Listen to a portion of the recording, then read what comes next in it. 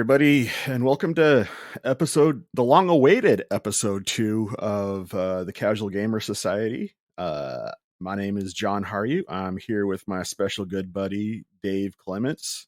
Good evening, good morning, whenever you listen to it. Whenever. Time's Yeah, relative. that's right. It's 5 o'clock somewhere, right? Yeah. And we are the Casual Gamer division of the Geek Devotions network, the network devoted to letting you know that you are loved. So if you don't listen past this point, or if this is the only thing you get out of this episode, we want you to know that you are loved. There's a plan for your life. You are cared for. And I think I said that out of order, but the point still remains. So without any further ado, Dave. Yeah. What have you been playing lately? 10 games at once because it's how my brain works. Why? Yuck, dude.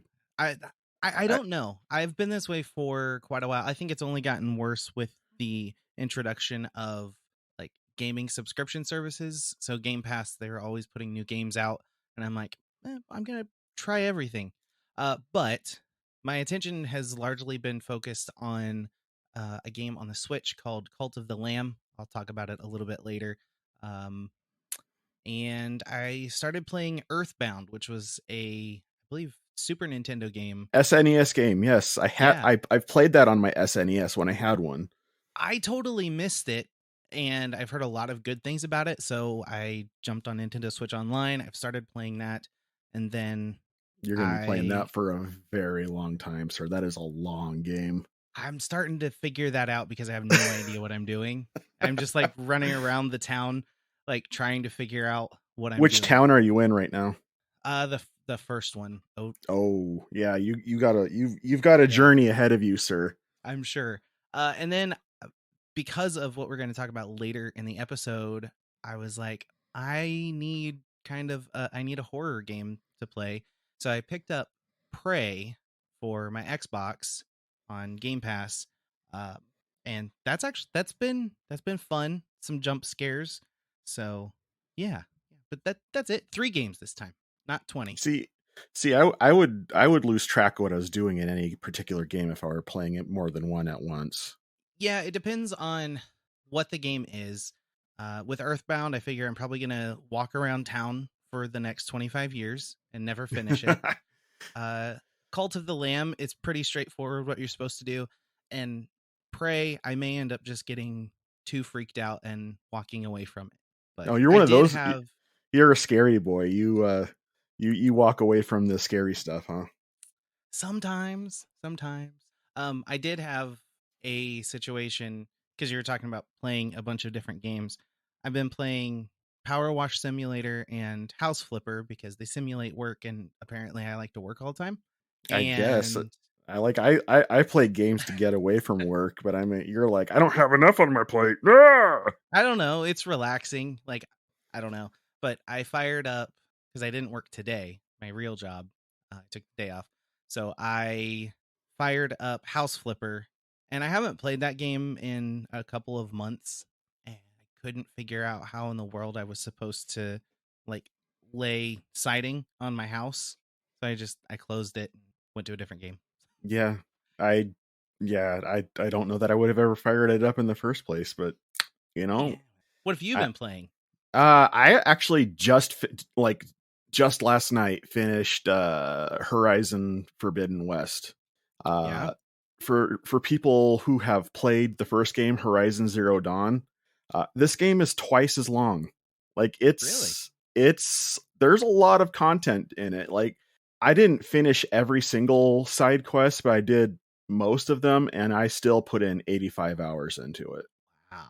Yeah, I mean, we're talking about like old Final Fantasy game levels of just grinding it out.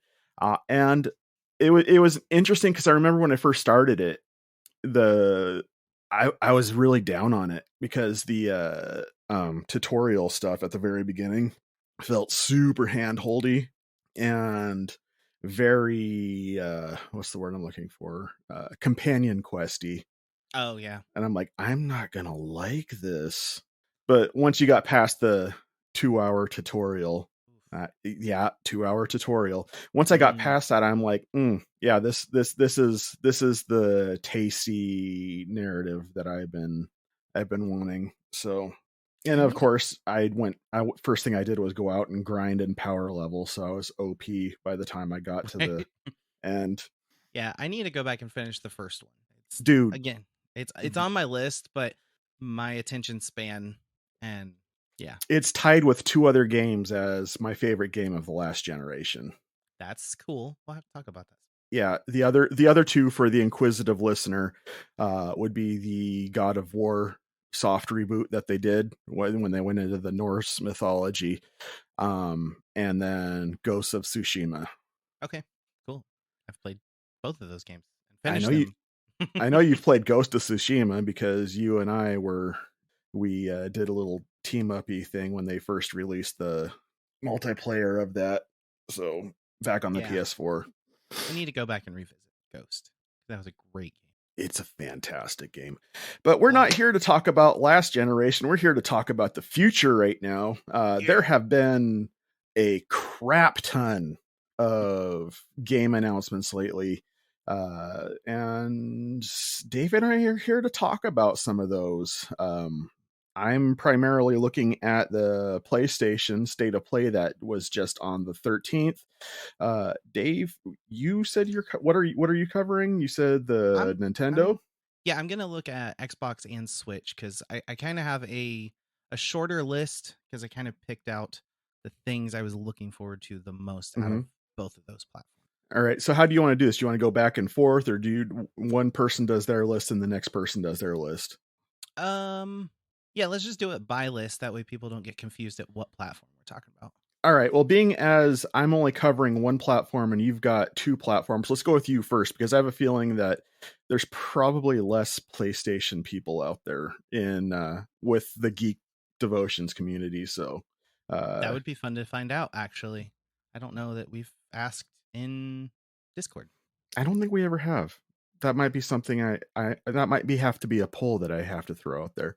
Yeah, So that's fun. if you are listening, join the Geek Devotions Discord because we will probably gear our information around that going forward.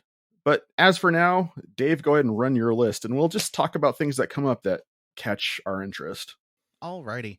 So I'm gonna go ahead and start with Switch, because I think this first game will be something that piques John's interest.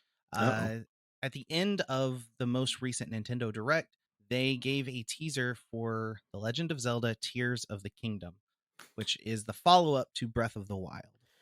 you see, Breath of the Wild has me interested. Like Mhm. I've never played Breath of the Wild. I don't own a Switch. For people out there, I'd like to own a Switch, but you know it it's money, man. Yeah. and Yep. I'm a PlayStation fanboy, so obviously when the new generation started, my first investment went to the PS5, and then after that, it was just like, yeah, and then I got traveling I want to do. So it's like, where are your priorities? Two systems or Right. finding out what life is like elsewhere? So, Yeah. uh, We don't travel much, so I was like, nah, all my I, money can go into video games. I know because I keep coming up with ideas for us to do, and you're like, that sounds like it would be fun, but Oh, that's a whole other problem. My well, my my game systems came before travel conversations, but yeah, I know. But if I didn't harass you about it, you'd think something was wrong. I know. Uh, but But yeah, I've uh, heard about it. People refer to it as Breath of the Wild 2, which I don't know mhm. if that how much of a misnomer that is. Um, Yeah, I would say it's probably on par. Same visual style from Breath of the Wild, but they officially announced what it was called during this Nintendo Direct, and they didn't give a lot of new like gameplay. A lot of it was just cinematic stuff, mhm, but it looks like it's part of that same style, open world, mhm. cell shaded stuff. Is it the Yeah, same so link? yes, it is the same link. So it's Okay, so it is an actual sequel then. yes, it is. But Zelda games, they can't just you know throw a two on the end of something. They did. But well, I mean, I guess they did. The uh it for, with the, for the first two games. The first one was The Adventures of Zelda, which was a misnomer because it was The I, Adventures of Link. right. But then the second one was Zelda 2: The Adventures of Link, which No wonder was people are confused. yeah, I know. And then of course the timelines are all screwy. I've Yeah. seen them plotted out like on a branching like on a branching tree thing, and it gets five flavors of weird with Yeah. how it branches out. So yeah, they dropped a teaser, and I believe that's supposed to be coming out in 2023. Hmm. But I don't know what. I think May, so not too incredibly far away. We've waited longer for games. Um, they have been talking about. There's a new Pokemon game coming out in November, Hmm. and that is Pokemon Scarlet slash Violet, because that's the way Pokemon games work. They put out two versions so that you're forced to trade with people, and this Or one forced to looks, buy it twice. yeah. Well, in my house, we're gonna buy both games so my daughter and I can play. We both enjoy Pokemon, but they've actually been releasing several of the Pokemon that you get, and of course they're cute because they're Pokemon. But you can ride a couple of them. They're like kind of like vehicle Pokemon, which is weird, Hmm. but that that caught my attention. Um, they announced that they are bringing four Resident Evil games to Switch. Now, the Previously released Resident Evil games. yes, previously Okay. released. These are not new, but they're new to Switch. Hmm. But there's a little asterisk there. They're cloud versions, so you will only stream them. You won't actually own a physical copy of the game. And nor will you actually download the game. Right. So Yuck. I've never played any of these cloud versions, but they started it a couple of years ago with, what was that? I don't remember what the game was, but they started doing this a couple of years ago when you had these games that run on Xbox and PlayStation, but can't run on the Switch because it wasn't powerful enough.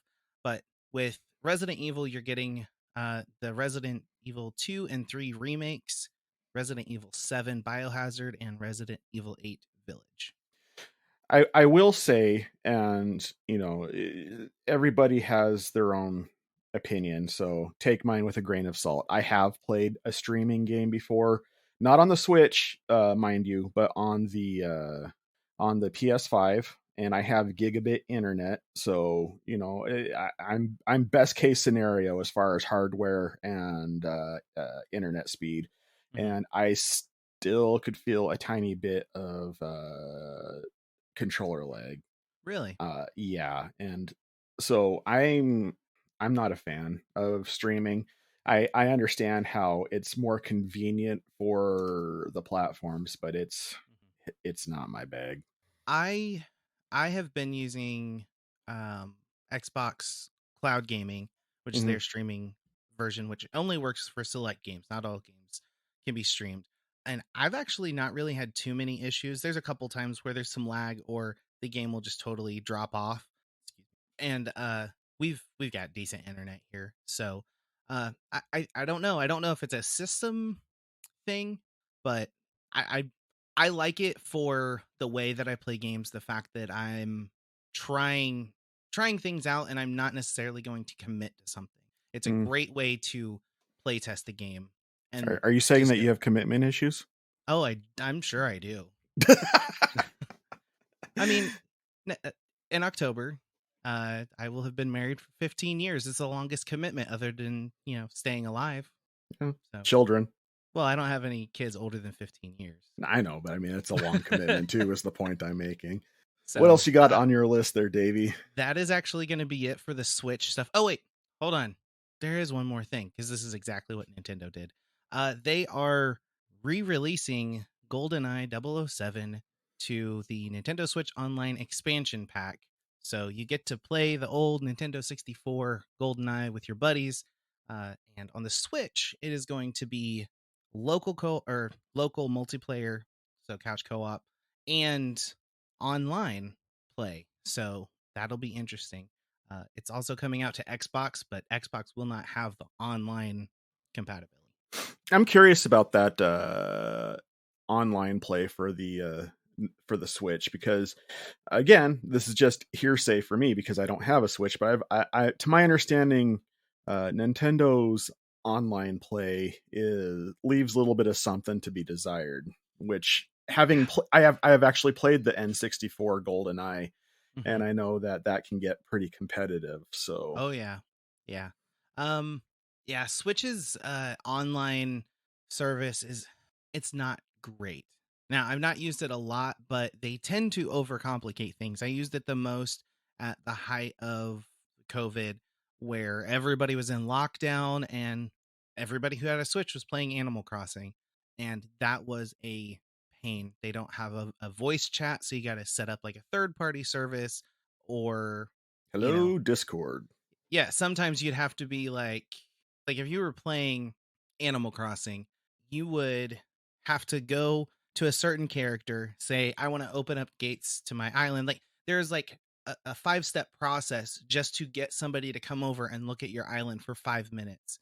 And then once that person was over to look at your island, couldn't do anything. You can't pick up items. You can't.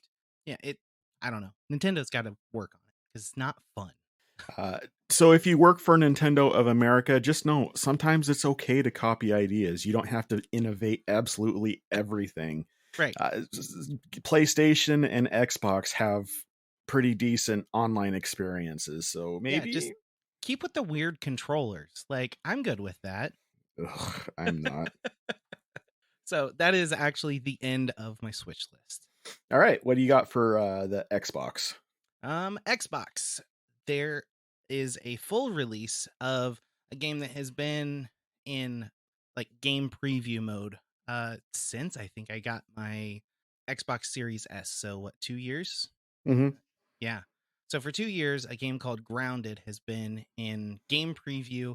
So you didn't have a full version, but it is essentially Honey, I Shrunk the Kids, but the video game.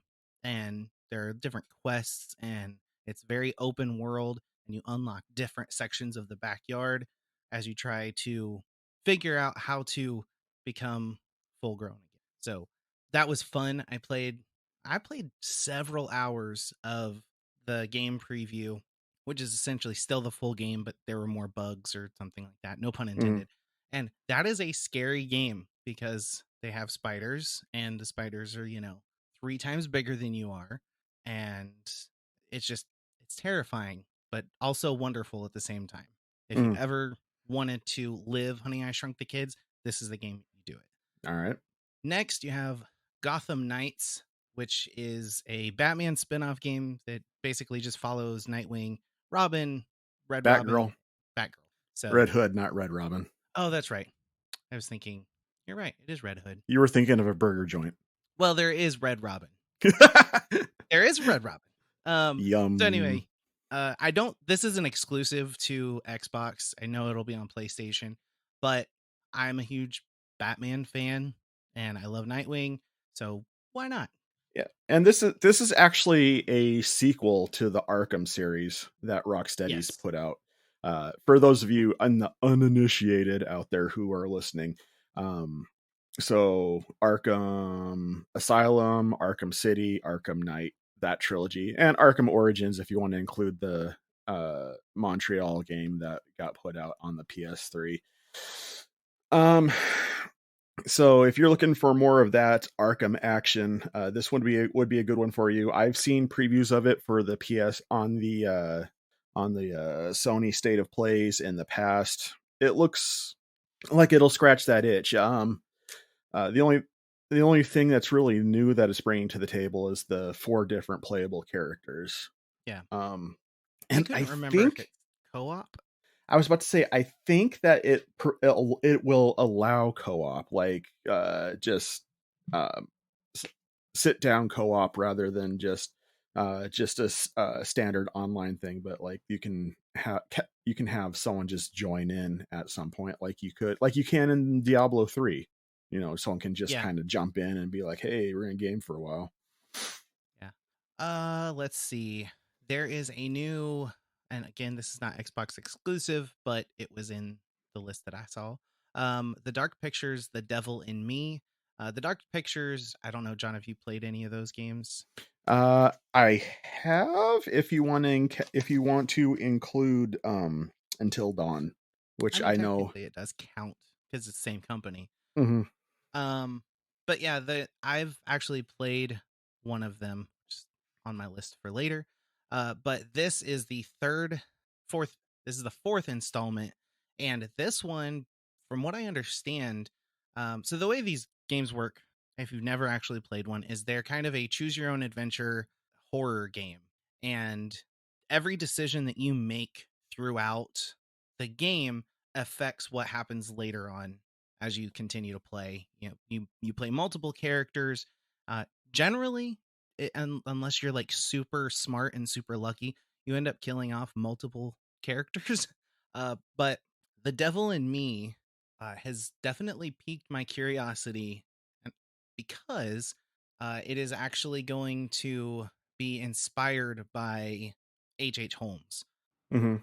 And so, and I don't know how much it's inspired. I don't know if it's kind of the, you know, guy, you know, running a hotel killing people kind of a thing, or what it is, but I that intrigued me, and I'm excited to play another one of these games.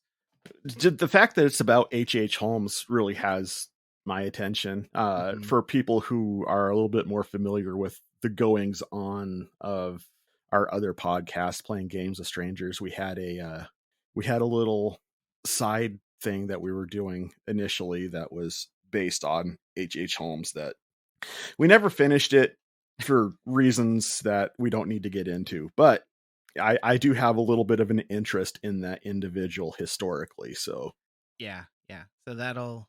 I'm interested to see what they're gonna do with this new Dark Pictures game. I've I've only played one, but I've watched gameplay of other ones, and they all seem pretty fun. Um, Next on my list, going back into comic books, is Suicide Squad: Kill the Justice League. You don't ever get to play villains really in video games. You're always like the hero or the anti-hero, mhm. and in Suicide Squad, you go after the Justice League, which sounds amazing. And it feels very, very much like the James Gunn Suicide Squad, like very bonkers, wild bad guys or anti heroes, I guess. Now, is that an Xbox exclusive? That I don't know. I would be curious to play that myself, but if they got me locked out of that, man, I would be Yeah, let me look real quick a just while sad we're boy. talking. Uh, Because Most likely, this is the first I've heard about it. And no, it is coming to PS5. So, oh, good. so yeah, I guess my Xbox list isn't actually just Xbox. Hey, you know what? But you haven't brought up really any games that I'm going to talk about. So, Yeah, well, there you go. And I'm going to finish off with another game that you may or may not want to play. I guess created by the guys who made Rick and Morty. There's a game coming out called High on Life.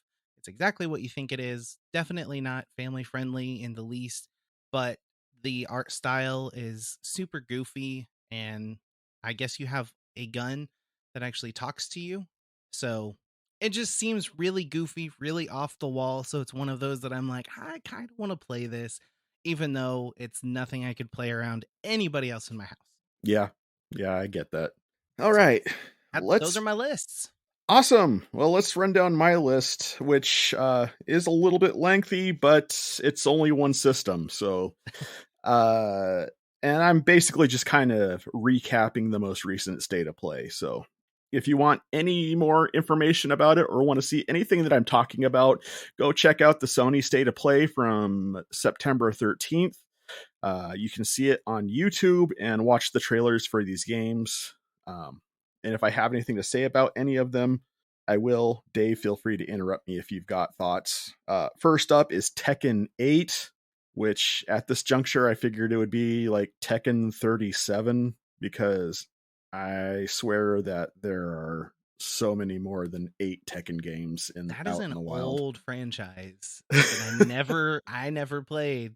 I was never real big into like fighting like brawler games like. The closest I ever got was I did a couple. I had a little bit of fanboyism for Street Fighter 2 back when it was on the Super Nintendo, and Yeah. then a little bit of Mortal Kombat at one point. But then it just started kind of getting samey to me. Yeah. So it's not my jam. There's people out there who are really like legit when it comes to those 6-button fighter games, Oh but I'm not one of them. I just don't have the coordination. Um, Little hardware update. Sony's getting ready to release the PSVR 2, cool. which will run off of the PS5. And there was 2 games that they announced for that. The first was Star Wars Tales from the Galaxy's Edge, which is pretty much what you would expect from a Star Wars VR game. Motion controls, and you're running around doing Jedi things. I basically, to me, that sounds like a what I call a puke game, because it would that much motion in VR. I think I, I was gonna ask, like, what's your opinion on VR? Like, I'll be honest. I've never actually done VR, but I get motion sickness playing my PS5. So, oh, yikes. and if you're gonna, the whole point, what I've gotten from people who own like an Oculus and stuff like that is it's a fun thing to pull out at parties. Let everybody have a turn. It's a kind of more of a group experience than a Mm, serious sit at home and grind through a video game situation. I would And agree. I can think of more exciting ways to get pink eye. Yeah, my experience with my PSVR, I enjoy it. I think the big thing that we play on it, that probably most people play on their VR, is Beat Saber. It's kind of a workout game, but it's also music. You know, that's about all I play. I tried Hmm. other games, but I have issues with feeling like I'm underwater, and it gets real dark, and then I get real like creeped out, and I'm done. I'm out. Yeah, yeah. We know about your issues with water. Yeah. There was a couple moments in Horizon Forbidden West. I'm like, man, I wish Dave was here right now. Yeah, I'd probably pass out from holding my breath. But the other game that they announced for the PSVR 2 might actually push me over the edge to get one. It's called Demeo, but it's spelled like Demeo, Demeo. And that is that's a video game that basically simulates like you're playing a tabletop RPG. You have Ooh, the squared boards with standees and you roll dice, but it's like all predetermined stuff that you do, so it's not like you're running your own game. It's like someone's running a game and you're making all the character decisions. that sounds fun. Yeah, dude. Like, I saw that and I'm like, I'm not a PSVR guy, but that that and Psychonauts, the Psychonauts pre sequel that they put out, the Rhombus of Ruin, might push me over that edge. Can you make your own miniature? Oh my gosh, that would be cool. Did you just look it up? I just looked it up and I see the screenshot. It's like, it's a party and you're invited. Hang out with friends in VR with the new Heroes Hangout update and paint miniatures. I'm like, that's cool. Dave's like, this is everything I want. I'm getting a PS5. No, not yet. Eventually, Yeah, at some maybe. point. Um, After that, they talked about a game called Like a Dragon Ishin. Uh, I don't know if it ties into the Yakuza lore, because Hmm. they did Yakuza Like a Dragon, and then they got this game called Like a Dragon, and they both the dialogue in both games are Japanese with English subtitles. Um, but this one is a more historical take. It looks like samurais, except there's some guns in it as well. So, it looked all right. It didn't excite me, but I'm sure there's a crowd out there who's probably excited for it. Like, I'm a bit of a video game snob. Like, I know I know what I like, Yeah. and I'm very particular. um, so there's a lot of interesting creative elements to it, and I will say this for people out there who are just like, ugh, then why are you covering this? It's I, I'm picky, and all I've had is just a little 1.5 minute preview of the game. And when I first saw Horizon Zero Dawn, when it was first announced at G3, I wasn't interested in that either. So, just because I'm not interested in the preview that they show me doesn't mean that I won't like it later on. So I True. can only True. give you my natural reaction. After that, Hogwarts Legacy coming out on February 10th of next year. So that's coming up quickly. Yeah, I forgot about that one. Yeah, I don't know how to feel about that. Like, there's some times where I'm thinking that's an interesting concept. It could be fun. And there's other times where I feel like they're milking the cash cow, and it just depends on which preview you see. Yeah, I could totally see that. Having a big Harry Potter fan in our house, I've been trying to keep an eye on it, and it definitely looks like something that at least somebody in our family is going to play because And I'm always leery about licensed games like that, just because we grew up in a generation where licensed game equals garbage. yeah, and vice versa. Hmm. Movies made about video games, garbage. Yeah, and so it's hard for me not to get my hackles up a little bit and just be like, I don't know. But in the same time, I just want to let myself go and be excited. So I'll say I'm cautiously optimistic about it. That's fair. That's fair. Pacific Drive. Have you heard anything about that? I have not. Is it a racing game? I don't know. Like, the preview was one of the most confusing things I saw. Like, initially when you first start the preview, it looks like it's going to be a spiritual successor to Days Gone, which was a Okay. fantastic video game, Mm, because you're in a like abandoned area and you hear some radio talking about you're in the Olympic exclusion zone, blah blah blah blah, whatever, right? But then you never see the protagonist. It seems like it's completely first person, and you're driving this beat up station wagon through what looks like the Cascade Mountain Range, or the Olympic Mountain, or the Olympic rainforest here in okay. Washington. And there's like things shooting up from the ground around you, and lightning coming down, and spiky balls coming from the sky. And Hmm. I mean, it literally just looks like you're driving in like a 1976 station wagon through Armageddon. I mean, what could be cooler, right? It it looked interesting until it didn't, if that makes sense. Yeah. Like, I'm because I'm sitting here thinking to myself, like, at first it was like, this could be cool, and then I'm like, if this is all this has to offer, it's gonna get Yeah. samey quick. Like, Yeah. I, I'm looking at it now and it's hard to say like it kind of does look like it could be like it's a driving game for sure, but you have enemies that you're attacking. It looks like you upgrade your car. Like it there is something interesting about it, but I still don't know. Like it's one of those if I could, you know, get it as part of my subscription to like Game Pass or, PlayStation stuff. PlayStation Um Plus, yeah, which I is couldn't like remember if they Game changed Pass it or not. now. Yeah. Yeah, they've got a bunch of games you can download for it now, so that's the new thing for PlayStation Plus. Yeah, like if this came out for PlayStation Plus, I'd be like, yeah, I'll try this out, but I don't think it would be something that I'm like it has to be part of my collection. This is Yet. not, yeah, this is not the game that's going to sell PlayStations. Right, right. Yeah, I mean, people aren't going to be like, I need to get a PlayStation 5 for this. So, Right. um, and then after that, they talked about something new that I don't think any of the big three of consoles have tried to do yet. No, I tell a lie. Nintendo did it with the Nintendo Club. But PlayStation Stars, it's a loyalty program Oh, that they yeah. are doing. And I don't know, they haven't announced a lot about it yet. But basically, there's a lot of digital collectibles you can show off.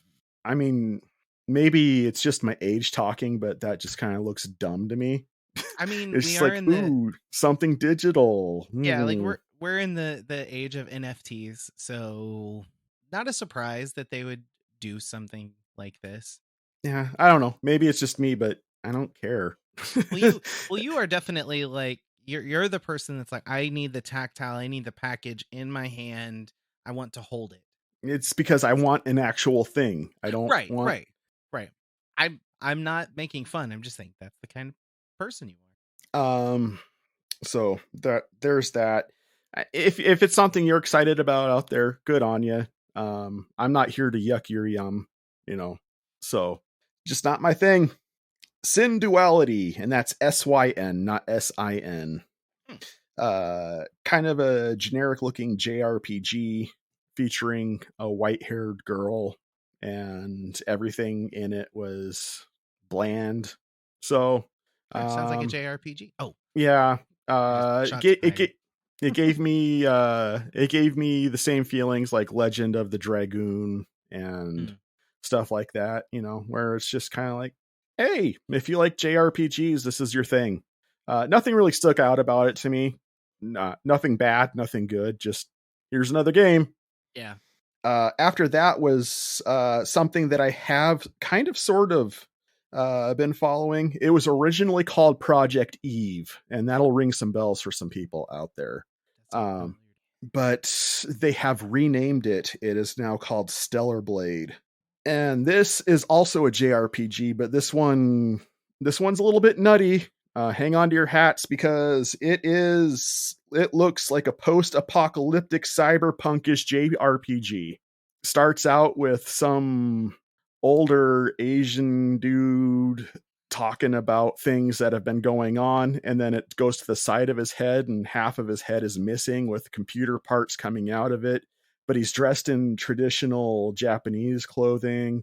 And then it shows the party of three characters and people jumping around and shooting things. And I'm like, I might be able to get down with this. I took issue with certain amounts of what people would refer to as fan service in it. Hmm. Um, Meaning there's some young girls that are wearing some skimpy clothing, Ah.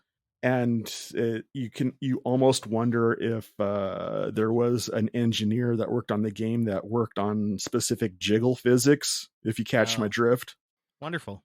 Yeah, so I don't know how to feel about it. Like, I'm a fan of RPGs, but I don't know if I can stick my toe into that water or not, because I don't want it. I Right. don't want to feel Right. like I'm leering at people. So, but it is a Right. PlayStation exclusive, and it's slated to come out next year.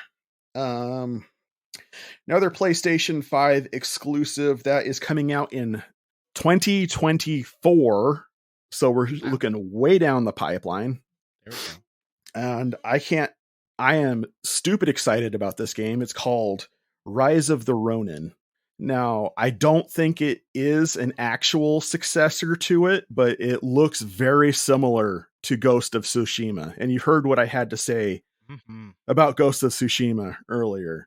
Yeah. It looks like it takes place a little bit later in the timeline. There are samurais. Yes, there are some firearms in it, but they're the flintlock firearms. Okay. So it looks tasty, man. I like samurai battles, and it just hits all the right notes of Ghost of Tsushima for me. And like, for as much as I would have liked Like a Dragon Ishin to Mm-hmm. hit those notes, there was some, like, because both games look very similar. I'm just going to throw that out there. Both games look similar, but there's just something about Rise of the Ronin that has me jumping off the walls, whereas Like a Dragon is just kind of like, we'll see. Yeah. And it was sort of the same thing when Ghost of Tsushima came out, because they also announced that at about the same time as can't remember it now, the From Software game that dealt with samurais. Oh, I know exactly what you're talking about. I just can't think of what it's called. I apologize to the From Software fans out there who are just screaming at their computer right now. Dave is being the ever amazing individual and looking it up. Sekiro. Sekiro, that's right. Yeah. It's a very similar thing where Ghost of Tsushima just got me excited, and Sekiro was kind of like, Yeah. I mean, I'm in that. Ghost is definitely my style of game mhm, versus Sekiro, where like I've I've tried playing Bloodborne. I'm terrible at it. Everybody's terrible at it. But if I'm gonna choose like theme, if it's the that mhm. samurai theme, I'm gonna go with Ghost because it's the style of gameplay I enjoy, and I'm not gonna throw my controller. That, and when I go to a video game, I want to feel like a superhero. I don't want to Yeah. feel like I'm terrible at the game. You know what I mean? Right. Right. And for those of you who like the grind of the From Software games, more power to you. It's just, for me, it's like an abusive spouse. I keep coming back saying maybe this time will be different, but they just continue Uh-huh. to hurt me. Yeah. So I just choose not to go back anymore. It's just like, okay, you know what? This relationship doesn't work. Yep. Yep. And then the final game on the PlayStation list. Anybody who's been following anything PlayStation for upcoming games should know what this grand finale was. I It's God of do. War, Ragnarok. Yes. OMG. Wow. It's probably the game that's going to make me get a PS5. Dude, like they after that first game, they can the game could have like a poop simulator on it. Just be like, help Kratos take a dump. And I'd be like, Right. I need that. I need that Yeah. because Santa Barbara Studios did such a good job with the first one that whatever. It's going to be good. They'll find a way to make it interesting. So how long have we been waiting for Ragnarok? Because I got my PS4 late in its life cycle. So when I finished God of War and then you have that teaser at the end that's teasing Ragnarok, I don't actually know what the time span was cuz I was thinking God of War came out earlier in the PS4. God of War came out in 2018, and Okay. there was no DLC for it. They like flat out squashed all the DLC for it. Okay. So I guess it's not as long as I thought. I was thinking, okay, wow, interesting. So I guess I wasn't really too late to the game, but I No, remember hearing that that was like one of the games that you needed to play on PS4. and it was. Yes, I would absolutely agree. I was late, a little bit late to it too, because I had some trepidation because I hadn't played any of the God of War games before that. Hmm. And the way they presented the material, you didn't really need to. There was a couple nods to something that happened in the first few games, Yeah. but I didn't have to play it to care. No, it is the very self-contained story, and it's wonderful. It's fantastic. And one day I'll go back and I'll play it again, and I'll beat all the Valkyries because I'm Yeah, good too luck scared with to do that, dude. Good that. luck. remember the whole I remember tried the doing it. yeah, remember the From Software conversation we just had? That's why I didn't do see it. see previously mentioned From Software segment Right. for more edification. All right. Well, with the upcoming games out of the way, we are in, well, when this comes out anyway, we are in the month of October, which is when all the spoopy that's going to happen comes out. And I am into spoopy. And speaking of spoopy, you are playing a game that has my attention, although in the discords there has been some upheaval about it. Tell me about Cult of the Lamb, sir. uh, Cult of the Lamb is a game that I've got to say I was kind of surprised that I picked it up, but it tickled my brain in just a way. So the concept is you are a lamb, and at the very beginning of the game, this is not a spoiler, you get killed by these greater, essentially god-like figures, and one of them, who happens to be chained up, brings you back to life and is like, "Hey, I brought you back to life. You owe me everything. Now you need to start a cult and then defeat all of the other gods." And it is one of the cutest yet dark games I have ever seen.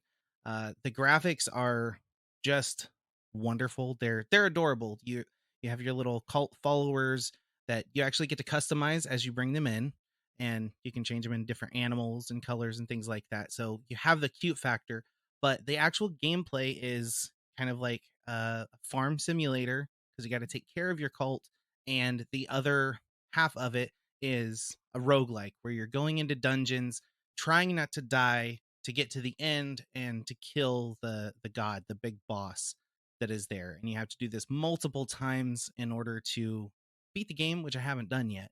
But it is it definitely scratches that itch of, you know, the simulation games that I love playing, like we talked about Mm-hmm. earlier. But there's also the roguelike part, which normally I'm like, I didn't finish Hades because it became monotonous. It became frustrating. And this game, it's frustrating, but it's still very rewarding. And there's a lot of tongue in cheek commentary. Like, everything that is said, like, you get abilities and upgrades and things like that. And they're very much like a wink and a nod. Like, you get Mhm. what we're referencing here, like, drinking the Kool-Aid and stuff that is normally uh very dark uh in social circles, which is Mhm. why I understand in the Discord where people are like, nah, that's totally not a thing. And I get that. But they do everything with a wink and a nod, and it's just it's a fantastic game that I really cannot recommend enough. It's probably my favorite game that I've played all year. Oh wow, high praise. Um, I I'm still on the fence about it. I'll probably play it at some point, but probably if it like crosses over to the PlayStation Plus catalog. Yeah. I just can't see myself spending $20 on it at this point. Yeah. It's I love it. Is there any upcoming spooky scary games that you're looking forward to at all, Dave? Uh I know earlier you said you know, sometimes if games will get too spooky, you'll step away from them, but yeah, I don't have any I don't have my eye on anything other than maybe the new Dark Pictures game. I can't think of any upcoming spooky games hmm. or spoopy games. I use those words interchangeably. So if you hear Okay. me say spoopy, I See, know some people when I think spooky, I think of games that are actually scary versus spoopy, which I think are like not really scary, but they cutesy kind of scary, yeah, like Halloween Town sort of stuff. I get yeah. it. As far as me, there's three scary games that I am looking forward to that are coming up, and two of them are sci-fi related. Want to take a guess at them at all? I'm gonna say one of them is the Dead Space reboot. Yes, sir. Yeah, You even said it exactly like how I have it written down on my list I've here. been paying attention to what you're talking about. Dude, that I have been wanting some Dead Space for a long time, and because they never really remade them for the PS4, Hmm. like all my fun time memories of the Dead Space games are trapped with the PS3, and I'm like, why would you do that to me? But then I heard about the reboot, and I'm like, I need this in my life. And it's funny because I remember I was watching on the YouTubes, and a trailer popped on the screen, and I thought, oh my gosh, this must be a trailer for the upcoming Dead Space. Hmm. But no, there's No, another game coming out that's very similar called the Callisto Protocol. yeah, I've heard of this. It's not my cup of tea. I probably pass. I like scary, but it's I don't want to be in control of the scary stuff. Like, if I can't get away from it, I Mhm. don't want it. But then it's Movies, not I'm scary. fine. I can It, close it, my eyes and go, okay, I can watch Freddy, I can skip Freddy doing that thing. But uh playing a game is so immersive that like all the hairs just stand up and I'm like, I don't know. Now, there is also another reboot that's coming out soon that well, I won't say soon, but it is in the works. Okay. That I personally had just heard about, but apparently people have been talking about already. Uh, I believe it's going to be leaned more towards the PlayStation. I don't know if come out on the. I don't know what the contracts are because we're just casual gamers here, Right. so I don't have all the information. But you want to take a guess at it? Big franchise. Mm, it's sci-fi, you said? Is that what you No, said? Oh, the it's other not. the Callisto Protocol and Dead Space were the two sci-fi. Yeah, I don't know. Silent Hill. Oh, I didn't know Kona- that. Konami is finally not getting out of the pachinko market, but they're gonna start looking at things other than pachinko Okay. to make some money on. And Silent Hill is looking to get a reboot. So Really? I am super excited about that because let's face it, Silent Hill 2 was a life changer for me. Really? I've Yeah. again never played them. I think a lot of my horror video gaming. I think the reason why I stay away from it is more. I wasn't allowed to play those games when I was a kid. Like, my dad Okay. had Unreal when I was a kid. I don't know if you remember that game. It Oh was like yeah, a dude. shoot 'em up, Oh but yeah. I remember like my dad would play this on our like ancient PC, where everything was like 4 billion, you know, polygons, or Hmm. not four Hmm. billion, but literally 4 polygons made up a character. And it it scared me because my dad was like, "Nope, no, I'm playing Unreal. Don't come in here." Like, okay. So I think that's part of it because I like horror movies, but scary games, I some of them I can make it, some of them I can't. And I'm aware that they're not for everybody. Yeah. But for okay, so what horror games would you recommend? Because that was the other list that we were making out was what would you recommend for people to play if they're looking for something a little bit spooky or spoopy, if we're going to separate the two words in the upcoming Halloween season? Mm. 'Cause I have a list, but hmm. I feel like now, granted, I've not played the earlier Resident Evil games, Mm-hmm. uh, but I did play Resident Evil 7, Mm-hmm. and that is one of the most uncomfortable games I have ever played. Uh, I've heard that. yeah, it's really uncomfortable. Because you're trapped in a house for Mm-hmm. the majority of the game.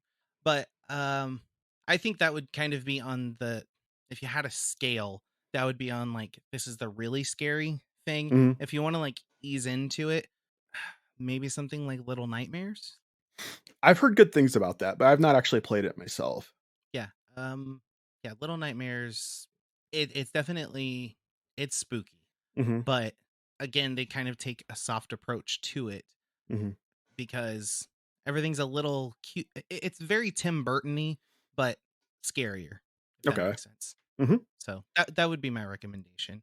That way you're not like jumping headlong into something terrifying if you're not ready. All right. Anything else on that scale that you want to talk about? Um, I mean, I kind of just had a list of some of my favorite games that kind of give you the jump scares, or really just kind of the feel. The Last I of got Us. 6 on mine if you're Okay. trying to get it. Oh, So go for it. I've got several, but The Last of Us 1 and 2, specifically the first one. Second Mm-hmm. one wasn't as it had a different feel than the first one, but the first one is definitely uh if you don't know what you're getting into, having to fight some of those enemies is just terrifying, sneaking around in the dark with just a flashlight and then you hear a click. Like that's Yeah, scary. clickers. Ugh. Yeah, yeah. I mentioned Man of Medan earlier. That's it's the first Dark Pictures game, and that I would say that's kind of it's lighter Mm-hmm. because it's more jump scares and not like pure terror. Right. Um, The Forest is another PlayStation and PC game. It's the concept is your character, uh, your plane crashes and you're on this deserted island that you come to find out is actually inhabited by these mutant tribe people, and they've taken your son, and so it's like a base building kind of thing, but you also build traps. But there are some really like scary moments in that game as you're hunting or collecting things, and all of a sudden you have these tribes people just pop out of nowhere and just attack you. And then you go down to a cave. There's a whole cave system that's terrifying because the things are even more mutated. Uh really creepy. Yeah. Let's see. Doom Eternal was something that I found uh creepy because I'd never played any of the Doom games. Did you Uh play? So you haven't played Doom 2016 then? no. Oh. I have not. But Doom Okay. Eternal was not knowing what I was getting myself into. It's such fast-paced gameplay, and you turn around and there's literally something like right in your face. I don't know how many times I jumped and almost launched my controller across the room. Just those big like beholder looking uh demons that are in that game Mm-hmm. scare the living crap out of me. And then there's Dead by Daylight, which is a multiplayer game that's on Yeah. think every platform. That's scary, but it's fun too, depending on what role you're playing. You can either play uh the what do you want to call them? Kind of like the monster essentially. Like you can play Jason and Michael and Leatherface and a bunch of horror icons versus like three or four people who have to like disable traps and try not to get caught by you or the monster or whatever.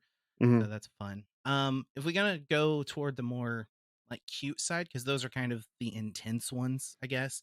Right. Um, Witch in the Woods is currently a game preview for Xbox, and I think it's coming to Switch. But you play this cute little witch who has to make potions and save a little village. It's not scary at all, but you have that witch theme. Um, it's cute, and I can't Hmm. recommend it enough for especially little girls, because it's not dark at all, and some of the humor is perfect for that age.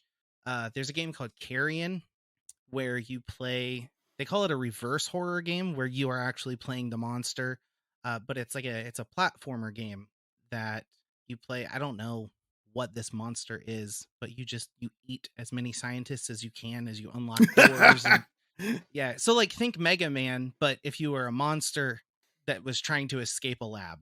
Yeah. It's actually a lot of fun. I mentioned Little Nightmares and Cult of the Lamb, and then there's an old game for Xbox 360, and I'm sure you could probably find it. I think it was on PC. I don't think it was ever on PlayStation, but it's called Limbo. Oh no, that was on PlayStation. Was it? Okay. Yeah, I had Because that one.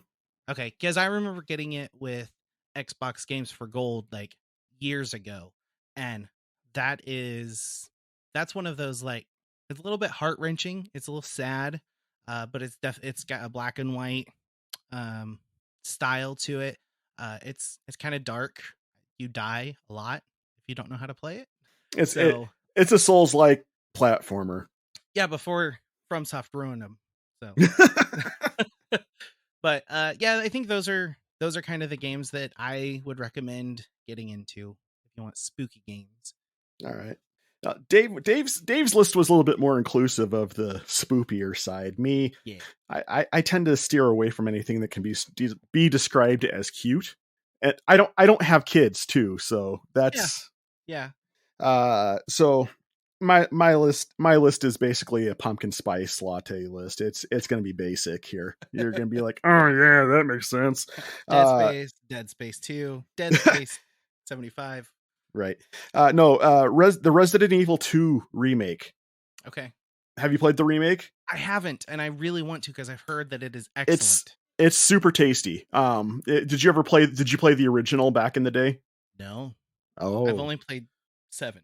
Okay. Yeah. So for the listeners out there who played Resi 2 back on the original PlayStation, it's gonna bring back all the feels, but it's been updated enough for it to feel fresh. So totally worth playing. Tank controls have been taken out, so you don't have to turn your direction and press up to go forward. Ugh, Um, those that sounds that's how terrible. yeah, that's how all the original. But the thing about it is with the original games, they were all fixed camera because they wanted Oh, to they wanted you to feel like you were in a horror film. okay. Whereas with Resident Evil 4, it was different because they started going a little bit more action and a little bit less horror and Okay. proceeded to go that way. So that's a good one. I would recommend anyone. You heard me talk about it earlier. Until Dawn, uh, fantastic game. That movie is basically a horror movie simulator. Hmm. Is what it comes down to. Yeah. If you play the game, if you've ever asked yourself, would I ever be able to survive a horror film? That's a good way to find out. So because it's all about making choices. Um, if you like your horror a little bit more sci-fi themed, Alien Isolation. I did play that for a second. That game is intense from the word go. Like Yeah. the moment you step on the base in that game, you're just like, I know what this game's about, and I don't Hmm. know when it's going to kick off. And Yeah. uh, I was good until I had to like hide under like a desk or something, and I see the xenomorph like walk in. I'm like, nope, can't do it. it literally, like, if you ever had those nightmares where you're trying to escape from something and you Yeah. never are certain, like it's basically like playing in one of those nightmares Mhm. is really what it's like. It's not so much like you're afraid to see the thing, it's just 100% stress. That Yeah. game is stress, the video game. So maybe it'll be something that the people who are into the From Software games will like. Um, and then the final two games on my list are very similar to each other. And anybody who knows me is going to be like, yeah, that's a John game. First one being Call of Cthulhu. Yep. Uh, That's a John game. have you played that game for that was put out on the PlayStation I have last not. gen? I know Dallas. I talked Dallas into covering it for Cthulhuary for Hmm. February. He had a good time with it, Good. as long up to the point where it was buggy. He Oh. it, that and my next game, which is The Sinking City. Both of them are very Lovecraftian in the stories they tell, but both of them are also like stupid buggy. So if you can get around the bugs, they're great games. They're very uncomfortable narratives, and it's more of solving this mystery that Hmm. progressively becomes more and more uncomfortable as you go forward, and it's less about hiding in terror as more as unraveling a terror that's already there Okay. that you just didn't know about. Okay. um Interesting. so it's more of a slow burn, um and it's more psychological in finding out exactly how little control you actually have. Hmm. Interesting. So, I but think that's I've my list. I think I've seen the Sinking City around, but it's never been anything that I'm like, yeah, I should play that. um if I was to rank it like full price, bargain bin, rent it, Hmm. or uh, get it for free, I would put it somewhere between bargain bin and rent it. Okay. It's worth putting some money to it. I wouldn't pay $60 for it, definitely. Right. But if you can find it for $20 or less, Yeah. I'd say it's probably worth it, because you will be sitting through some bugginess, but Okay. it's this the story and the mind games of figuring out what's actually going on is, it weighs out the bugginess. So Okay. Good to know. yeah. So that is what we have planned for our episode. Do you have anything else you want to talk about, Dave, before we skedaddle? No, I don't think so. I think we covered a lot. I'm looking at the list of games that we talked about, and or at least that I mentioned. A lot of games. There is a lot of games. Well, we are at that point of the show where we play the game Ask a DM. Yay. So we do have a list of DM questions here, and I'm just going to keep going down the questions we solicited when we first got the show. How many questions do you want to do today, Dave? We could do two. Let's do two. All right. First question comes from Drew Dodgen, where he asks, "What is the craziest thing a player has done in one of your games?" I mean, you could probably answer that quicker than I could because Could I? we have chaos most every session. I know, but you're asking me to rank it and then figure out what's the craziest. Uh, this is a horrible question. Drew's fired. I'm kidding.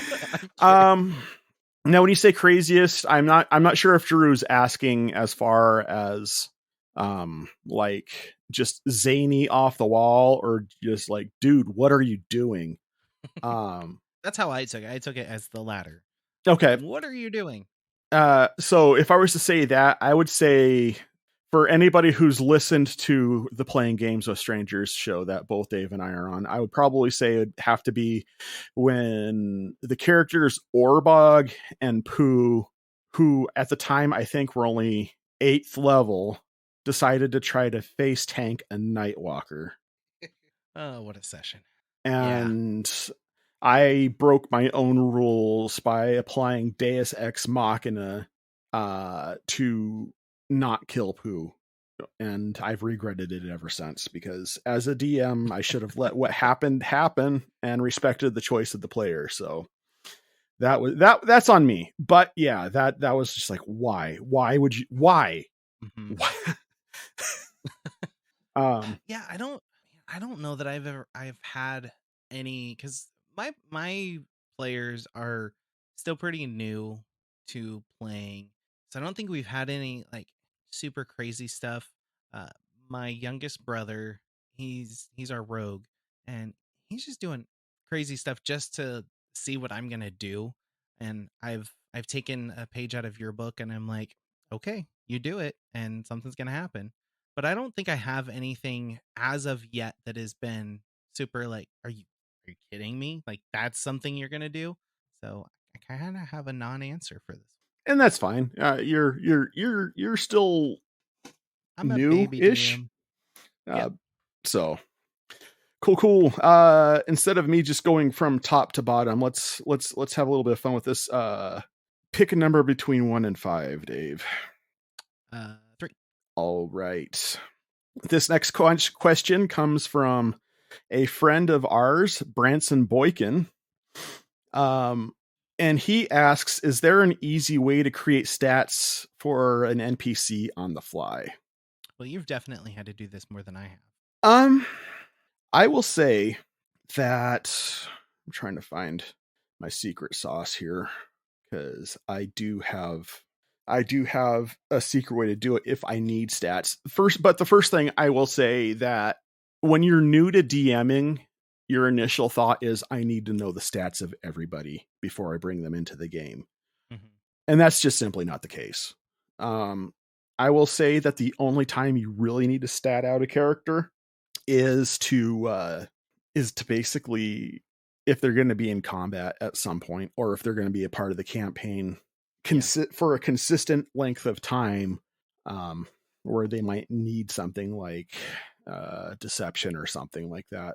But for the most part, if you set your DCs within a reasonable range, most people are typically happy with that, unless you're playing with somebody who's very rule specific, or if your group is really into that type of playing, because there are some groups who are like, I want to play rules heavy, and that's fine too. Another way to stat a character real quick is just roll your D20. That's what I do. Just roll a D20, and whatever that is, that's the stat that you need to use. That sets the DC for you. Mm-hmm. But if you do need to truly flesh out a character, there is a website that I use when I need to, and it's fastcharacter.com, fastcharacter.com. And it will ask you for a player's name. It'll ask you for the race, class, level, alignment, and background. And then you click create character, and it'll generate a character sheet for you with it completely statted out. Cool. I have heard of that. I've never had to use it. Usually I kind of say what you did, where it's just like, I'm going to either set a DC to a certain degree, because I've never had players, and I think this is probably what Branson is implying with the question. Like, I don't have murder hobos as my players. They're generally pretty cool with, shopkeepers or NPCs that they run into that are not specifically in combat. So I've never had to be like, oh, okay, well, I've got Bilbo running a shop here. Now I got to suddenly stat him out because my rogue wants to fight him. I've never run into that, but I fully expect for that to happen at least sometime in my game.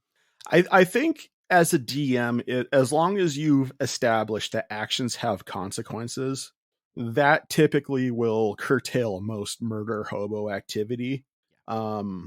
Because people grow attached to their characters, and if they have armies that are looking for them and they can't go into any civilization and they're just constantly on the run, they're going to stop having fun. But right. It's not really DM versus players. It's just, the players are playing the way they want to, fine, but there are consequences. And, as my DM mentor, Eric, once said, there's a difference between chaotic neutral and chaotic stupid. Yeah, agreed. If someone's being like, oh, I'm playing chaotic neutral and I'm just going to murder everybody. Well, that's not chaotic neutral. First of all, that's just that's going to be some form of evil, and that's going to be off the charts, and congratulations, you became the big bad. Right. Yeah. So, it just is what it is. So consequences, DMs, don't feel bad about applying consequences, because that's going to save your game in the long run. I feel like we answered 3 questions with the 2 questions. We probably did, but I didn't really have an answer for the first one. So sure. So, but yeah, if you have any questions on there, jump on that you want to ask a DM, jump on to the Casual Gamer Society thread on the Geek Devotions Discord. I frequent it a lot. Dave frequents it some, and we will definitely pick up your questions, and it may be featured in a future episode. So stay tuned. That being said, unless you got anything else to talk about, Dave? Nope. No, I'm good. All right. Well, on the behalf of the casual gamers out there, I'm John. That's been Dave.